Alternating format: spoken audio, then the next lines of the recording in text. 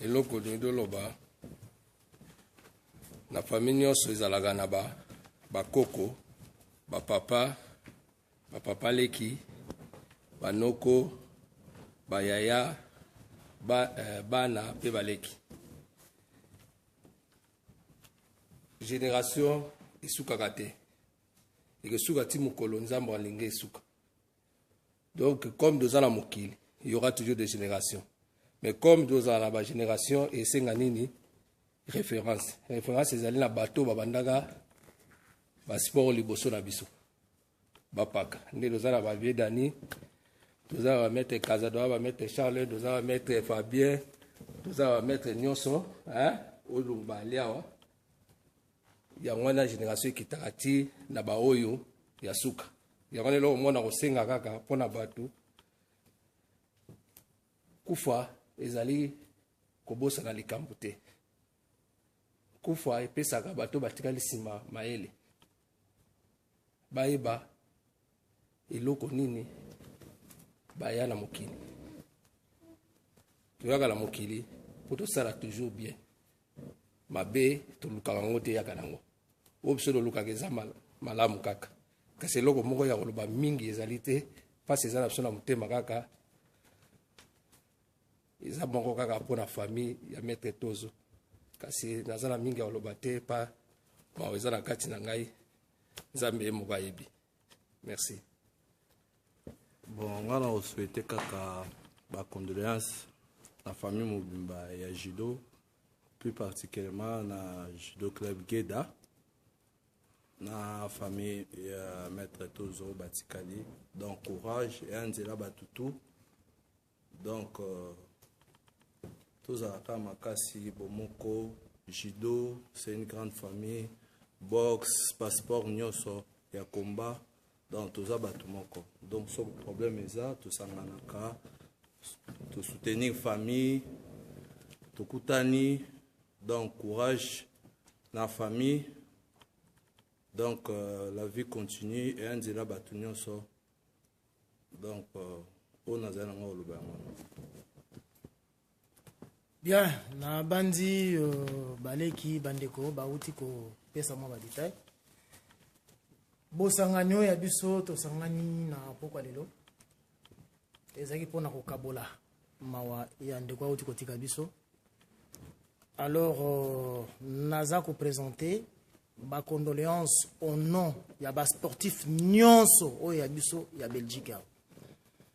Ba judoka, ba jiu-jitsuka, ba karateka, ba catcheur, ba lutteur, ba boxeur, famille nyonso sportive oyo tovandi awa na kati ya mboka Belgique to présenter ba condoléances na biso na famille ya défunt ya maître Tozo pe na kati ya famille ya ba sportif nyonso oyo sango ya pasi uti ko beta biso oyo boza na kati ya RDC et plus précisément na kati ya Kinshasa.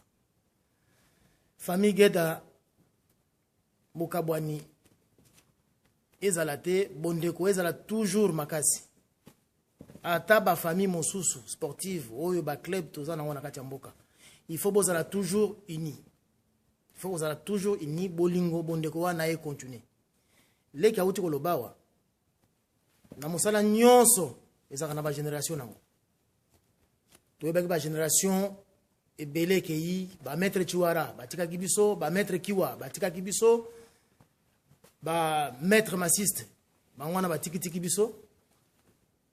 Eh ben voilà le loyo ezanzela ya biso nyonso ezanzela ya biso nyonso metango mawa sangwa pasi ezwa mieza la kuna na mboka eza ata biso ba oto pa bona musika il faut to partager toujours moi douleur wana. Voilà moi mon cœur zeki ya koloba nga yango wana na passer ma parole na maître Shawala. Bon, grand maître Tozo, il a besoin de mon cours. So, on a la petite tenue, ils ont mélangé à Bastille et Belé en fait, parce que c'est ça la signification à Shaolin quoi. Ils ont Bastille et Belé na kati, au moins on a petit karaté na kati, au moins une version judo na kati, au moins moi jiu na kati, au moins judo na kati, au moins marama kati sous na kati. Il y a un moment la petite tenue, c'est-à-dire aux bozalaki sportif bayebeli oyo judoka SNT bozalaki pas seulement judoka mais na préféré baloba noki ozalaki sportif en fait voilà quoi donc ozalaki sportif yango nomoni tosangani awa yango mo biso tolati boye donc mawa eza monene mingi parce que je me rappelle vers les années 78 79 nazosala lutte na funa soki tosisi lutte na funa toke na geda parce que ezalaki club ekangama nango boye soki nakuti yo te nakokuta shor aza wana soki nakuti maître shor te nakuti maître samusu aza wana donc c'était quand même une grande famille bato mosusu bayebi yo maître tozo me ngai nayebi yo na ndenge mosusu parce que tosisi na geda tosisi na plutôt na funa tozokende osala entraînement kuna ya judo. Et je me rappelle très bien tant on a zaïgo lingamingi kobeta rai koshi tout ça ou alors chimata mais mokolo musu na zoaki te gour moi ko pena niveau na ngai ngala ko tiango na ko taki mabe et puis na yo se retrouver na ba marque mususu na se voilà quoi te gour mo na zoaki ngo pa ya maître Tozo votre information je me rappelle bien vers les années 79 mais voilà donc ba histoire ezali ebele. Et puis, nous avons se rappelé, les sous un passage, tant que non, il faut là ta ceinture noire. Yo, sali judo en kalamuling, ma ceinture était. Nous avons se rappelé tant que les sous on a un passage. Vous voyez, les sous on rappelé ma kamusu. Donc, image wana, ils ont ngela ngana mutu. Nous avons mettre le zone, mettre le corps qui est ngaki pembe, mettre puis to bagi pembe wana. Cette image là, ils ont ngela mutu parce que petit morazala qui wana kono beta uchi mata ki mone pasuka. Tellement force ya Uchimata wana qui m'en est pas souka image ezali donc je me rappelle de plein de choses mais je voulais dire ceci parce que cette image c'est sur le plan international parce que allez on a parlé lingala ouais ça a biso bakopo mais maintenant peut-être les autres gens qui vont voir ça sur internet ils vont se demander mais qu'est-ce qu'ils disent puisque vous étiez sportif et alors donc vous étiez sportif au niveau international je veux le dire comme ça puisque vous avez formé des athlètes qui sont des judokas au niveau international, c'est-à-dire vous étiez aussi international comme les autres. C'est pour ça que je voulais lancer un message pour tous ces gens-là qui vont se demander, mais c'est quoi ça? C'est-à-dire c'est Maître Tozo qui nous a quittés parmi les grands. Ben voilà. Donc c'était ça ma parole. Et si on est là, c'est à cause de ce décès-là, en sa mémoire. Donc on pense à quelqu'un de grand, vraiment quelqu'un de grand. Oui, Shaolin grand, Maître Kaza grand. Ou alors le vieux Dané grand, ou alors Chitea grand, ou alors Goliath grand, ou alors les autres, Maître Fabien grand, ou les autres sportifs qui sont ici sur place. Mais vous étiez aussi parmi les grands de ce sport-là. Donc franchement, allez, la mémoire elle est là. On se rappelle de tout ce que vous avez fait dans le sport et tous les conseils, ainsi de suite. Mais voilà. Nous avons à côté de la communauté, donc Mawa Nezali, la famille. To perdre moto mingi ba presse ezali wana kuna biso tozokanisa ngo awa toza na Belgique awa parce que bato kotuna bango baza wapi toza na kati ya Belgique awa nde tozosolola masolo oyo ya maître Tozo oyo atikaki biso donc tobosani ete tokanisi ye mokolo ya lelo oyo nde tosangani na baninga nyonso tu mpona mémoire na ye alors na fédération oyo ezali kokambama na président Abibo voilà donc bosala likambo ya kitoko pour la mémoire de Maître Tozo, ceux qui bossent à Kitoko et au salaire de maman Mingi. Il a rappelé moi et le Mouké. Tozo bon ça va mettre Mingi. Mais Namboka Kuna au moins bâti combat balaba va pêcher un musicien. Et au pêche absolument pas si Mingi. Perdre Maître de Cantorawa, Mutaramnas les arts martiaux. Au Togo Sala, Mutamema Yango, Maître de Cantor, mais à Koufi, Sangote. Mais au Kota au Komana balabala va pêcher combat musicien, Mouka Kufa, to Akufa. Bapesi combat balabala mais sportif bakanisa option de logote monument mogote mais likambo ezate mais ba fédération et logoto le bio yo bomeka ko kanisa ka yango ata bolobi na biso balabala kombo Shaolin te mais opesa ta mettre kazate opesa ta mettre tozot balabala voilà donc bokanisa ka biso so na bi balabala ça dit makambo ko sa les ebele boko kanisa ka biso na bandenge mususu parce que ba monument peut tozali mais voilà donc on les acquis parole na ya suka et merci beaucoup. En fait, nous avons organisé on a organisé tout, on a dit le bien déjà. On a souhaité que il y ait une single merci à mettre Shaolin Ninge toutes les initiatives c'est très important.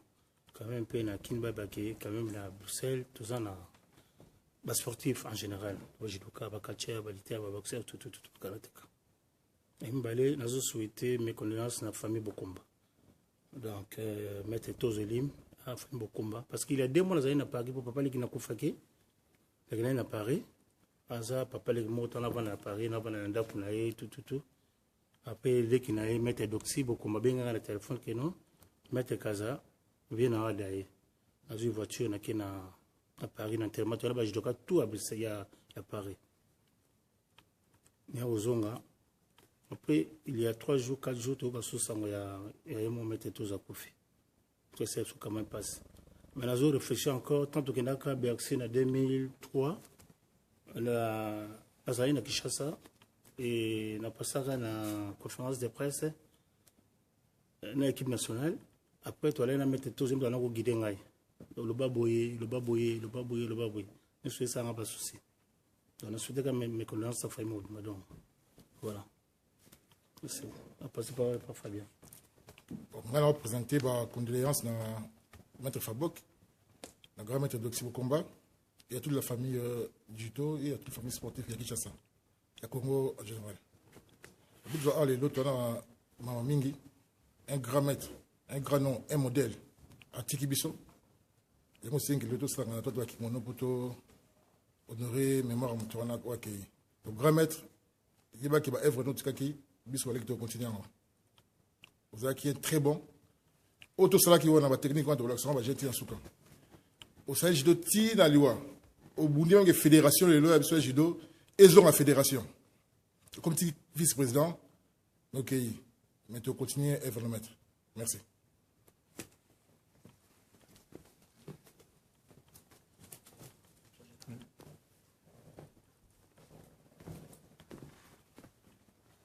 Ouais, moi, je mes condoléances à la famille Jido Mobimba, à la sportif surtout dans le Congo, on a pas réalisé à papa Nabiso, maître Tozo, ou à Sala Ibele Pepo Nabiso.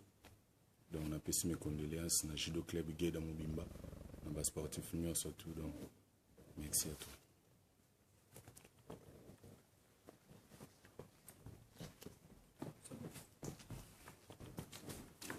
Salut Ray.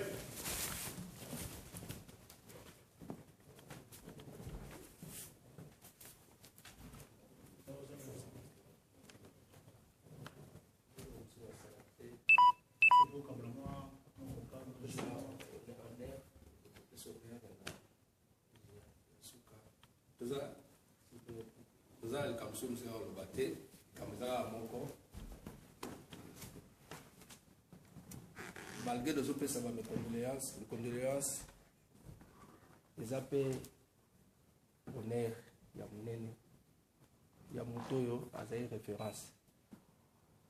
Il y a Mwana, pour nous quitter la tatami, toujours saluer, hommage, il y a maître tous. Position. C'est une règle. Vous t'avez une règle. Applaudissez.